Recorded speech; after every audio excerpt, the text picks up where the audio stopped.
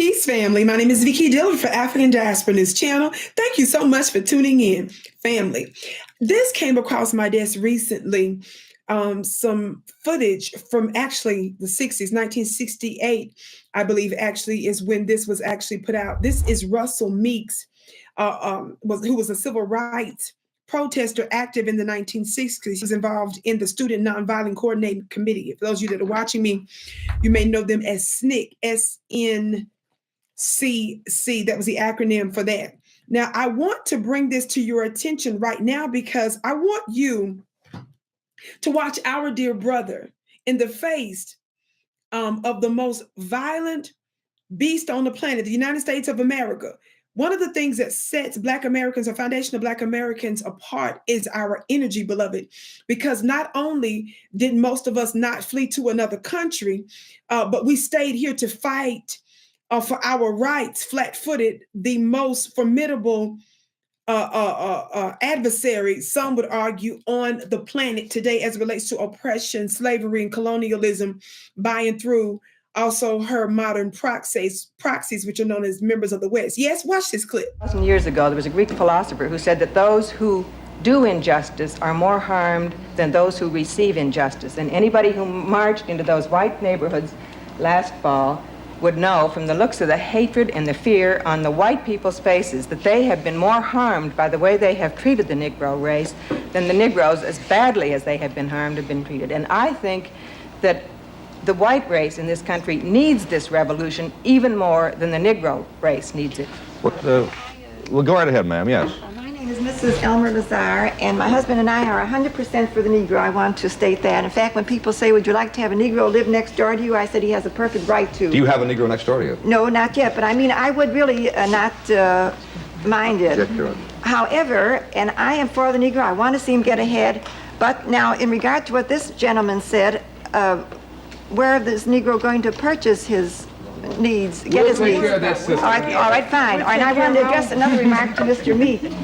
Many of my friends have been for the Negro, but ever since this violence started, they have turned against him. How do you go about not alienating the white man who has been for you through violence? We don't care. He, for 400 years, they have murdered, burned, raped, castrated, and tortured. I give less than a hootenanny what any white person thinks about this black man is. Well, but don't you want us to be with you? I don't want you to do anything but leave us alone. Oh. We don't need you. But I mean moral support. I don't mean do anything for you. But work in your own neighborhood with the white people, they need the morality. We don't. Stood up for the Negro, and now they say, well, now when they resort to violence, we are not with them. Who resorts to violence? Well, I mean in some of these riot areas. Well, riot areas. You talk about we resort to violence when I talked to a reporter for Newsweek who told of National Guardsmen shooting down people in the back. Understand? As they're walking down the street minding their business, shooting in the caliber machine guns. Yes, now, wait a minute, listen.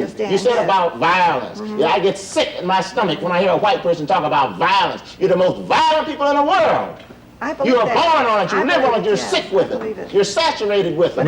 We have been the most peaceable, law-abiding fools the world has ever seen. Well, perhaps our media of communication is misinterpreted then. Of course it is. We don't want you to love us. We don't love you. Then we are not being represented. You are not being represented properly through the press. The heck with the press. Right here and now, the tragedy. Nobody loves the rap press, baby. Believe it. But they won't report it truthfully. Well, perhaps that's it. They won't show that all the black folks were shot above the shoulders.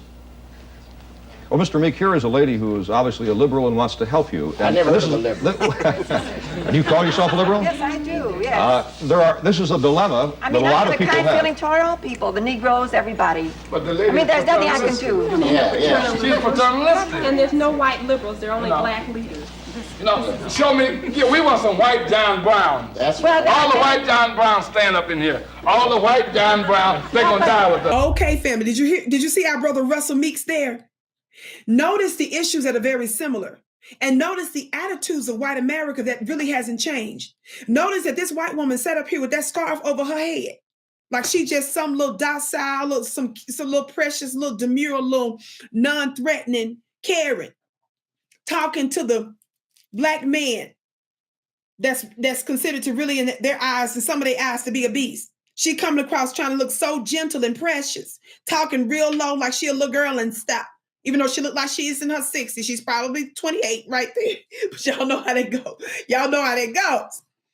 Sitting there talking to this brother and saying, but I've been for the black people and stuff, and so are all of my little white neighbors and stuff. But we had to turn against you all because of the violence. You see how they play dumb? How they are the ones that act uncivilized. And so they treat you like you're something's wrong with you when you actually say, no, you don't get to just take us out like that. You don't get to crucify us like y'all's Jesus. No, we don't believe in that. So we believe we actually should respect our lives by protecting and defending it. And they go into this little weird mindset. Don't we see that same mindset being played out domestically and internationally? Don't we see that? That's the mindset of certain people that's involved in wars. They play like they the victim. We're not doing those mental games with y'all, and we're not doing a lot of explaining.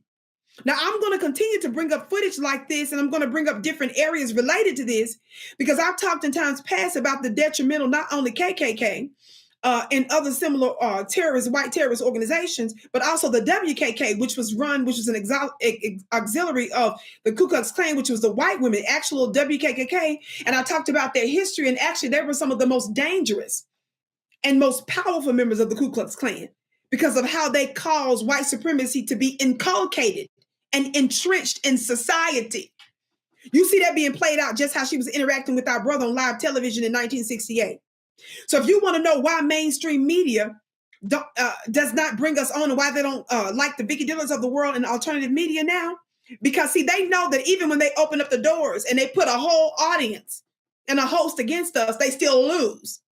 So when they know that they'll bring you up and they'll still lose on public television, they go to try to controlling and being the broker of language, the narrative, who I call the modern false prophets. That's why independent Black media such as ours is so important. My name is Vicki Diller, beloved. I have a whole lot of yummy stuff going on. I just did this unbelievable shoot because of some new projects I got coming out. So many people are talking about it. If you want to know what I'm talking about, go to my website at VickiPlanet.com. Look at the front page of the website so you'll know what I'm talking about. Get yours today. It's a luxury magazine. VickiPlanet.com. Share the broadcast and comment.